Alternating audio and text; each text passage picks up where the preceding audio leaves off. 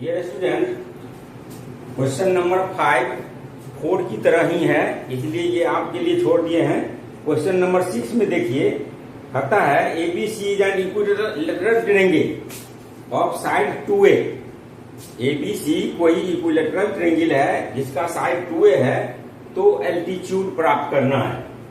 उसमें हम लोग क्या करते हैं, एबी एल्टीट्यूड खींच देते हैं और इक्विलेटरल ट्रायंगल में एल्टीट्यूड जो होता है अपोजिट साइड को बाइसेक्ट करता है, इसलिए BD equal to CD equal to A हो गया।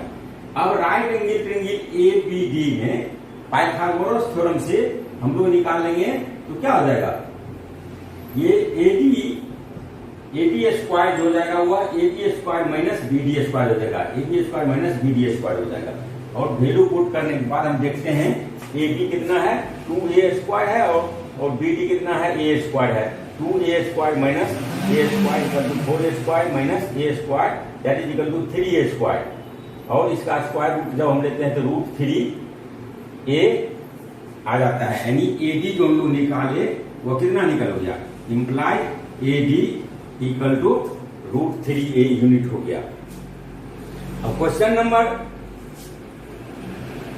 7 में देखिए, कहता है prove that sum of a square of sides of a rhombus is equal to the sum of a square of its diagonal.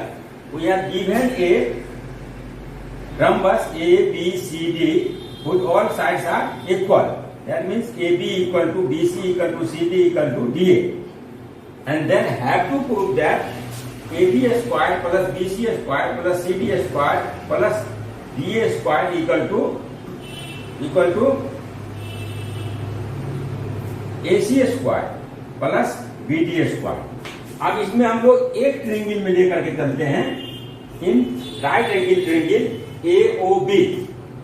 हम जानते हैं पहले से कि डायगोनल ऑफ रम्बस जो होता है वो क्या करता है, राइट एंगल पर एक दूसरे को बाइसेक्ट करता है। तो ये AC और BD क्या किया, एक दूसरे को राइट एंगल पर बाइसेक्ट किया, इसलिए राइट एंगल ट्रायंगल AOB में चलते हैं। अब एओबी में पाइथागोरस थ्योरम से हम लोग क्या लिख सकते हैं, एबी स्क्वायर को लिख सकते हैं AO square plus OB square, यानी AB square equal to AO square plus OB square. अब एओ को हम लोग क्या लिख सकते हैं, एओ को लिख सकते हैं हाफ ऑफ एसी।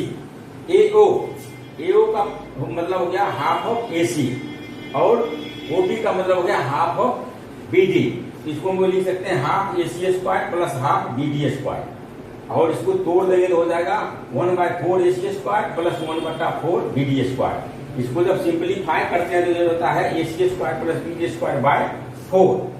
और इसको जब क्रॉस मल्टीप्लाइकेशन कर देते हैं तो क्या हो जाता है 4ab square equal to AC square plus BD square.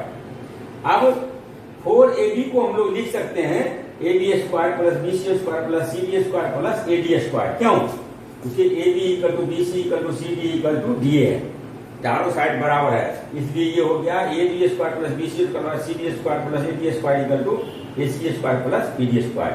इस प्रकार स्टेटमेंट कंप्लीट हो गया, सभी को अलग अलग निकालने की जरूरत नहीं है। Children, we have read question 1 to 7 of 6.5.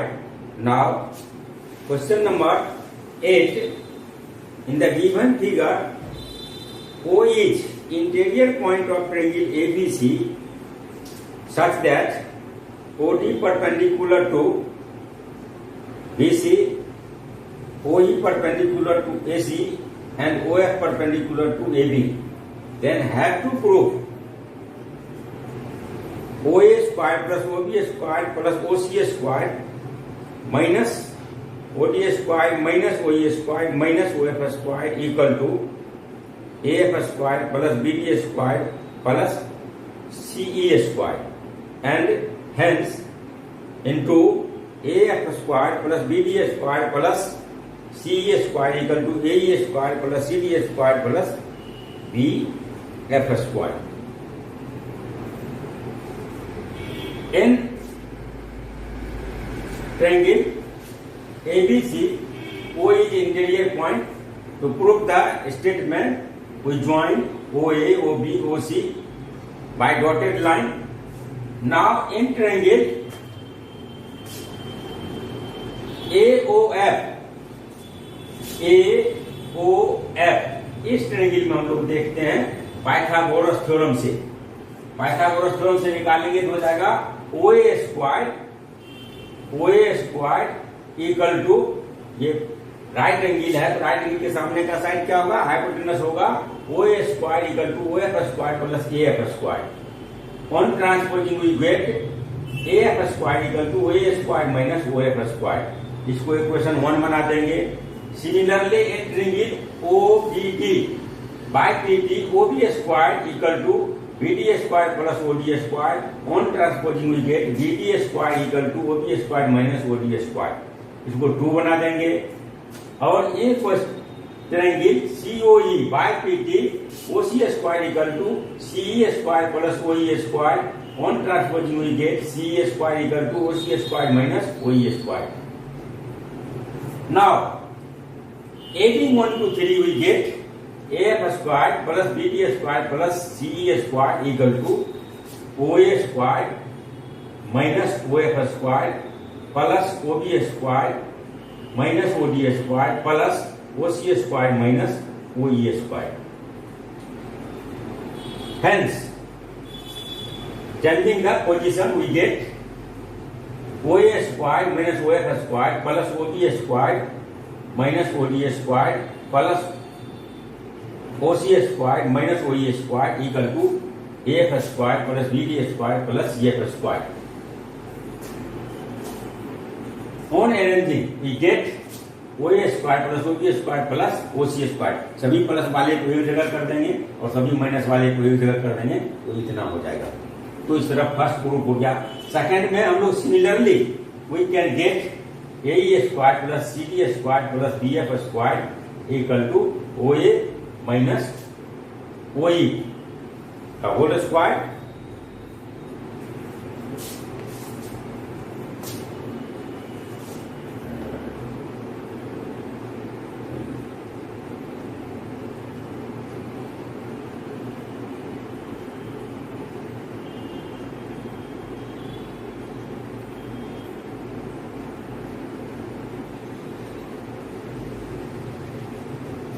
Similarly, you can get AE square plus CD square plus BF square equal to OA square minus OE square plus OC square minus OD square plus OB square minus OF square. Equating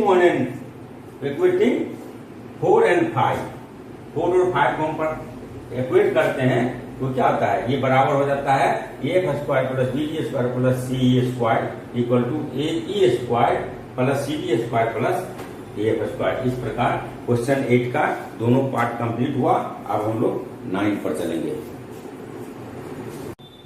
children, question number 10 देखें। है a ladder 10 meter long reaches a window 8 meter above the ground. Find the distance of the foot of the ladder from base of the wall. एक सीढ़ी है 10 metre का जो एक building के wall के खिड़की को विंडो को टच करता है, जिसकी ऊंचाई विंडो की ऊंचाई जो है सो 8 मीटर है। तो लेडर का फुट और वॉल के बेस के बीच की दूरी निकालना है। Suppose that A is the window of wall AB and AC is the ladder of 10 meter. Then have to find distance between foot of wall and foot of ladder. That is CB equal to what? In triangle ABC by Pythagoras theorem, BC square plus AB square equal to AC square. BC square plus AB square equal to AC square. On transposing we get BC square equal to AC square minus AB square. That is equal to 10 square minus 8 square. That is equal to 100 minus 64. That is equal to 36. Therefore, DC equal to taking a square root of 36 we get 6 meter. Therefore, the distance between the foot of wall and the foot of ladder BC is 6 meter.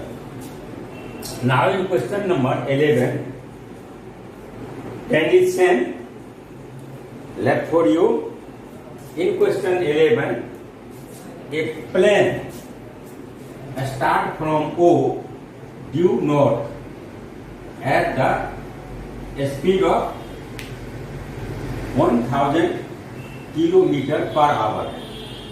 At the same time, other plane fly due east west at the speed of 1200 kilometer per hour. Total time is taken 1.5 hours. What is the distance between two planes after 1.5 hours? We know the distance equal to speed multiplied by time. Therefore, the distance traveled by first plane in 1.5 hours, that in 3/2 hours, equal to speed multiplied by time equal to 1500 kilometer. The distance of OA equal to 15 kilometer. Distance traveled by first plane between O and A is 15 kilometer.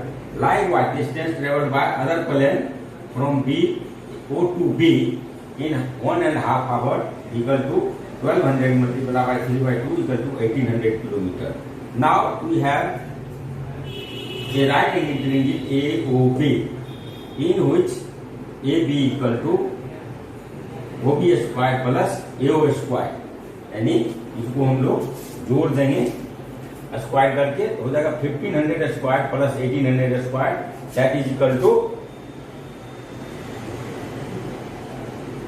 2,25,00,000 plus 3,24,000 lakh kilometre, that is equal to 549 lakh kilometer. Taking a square root, we get